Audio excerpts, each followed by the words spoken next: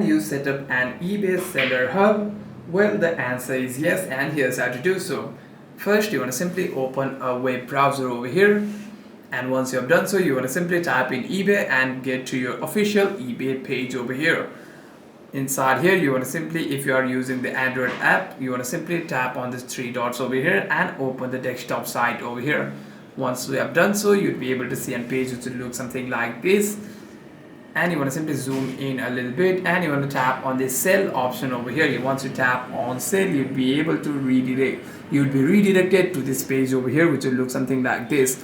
And here you'll be able to see an option called start using seller hub. You want to simply tap on here. By doing so, you'll be able to follow your verification process over here. You want to simply verify your account, and by doing so, you'll be able to follow the prompt and open your seller account on eBay. Hope this video was helpful, and if you have any further questions, make sure to leave a comment down below.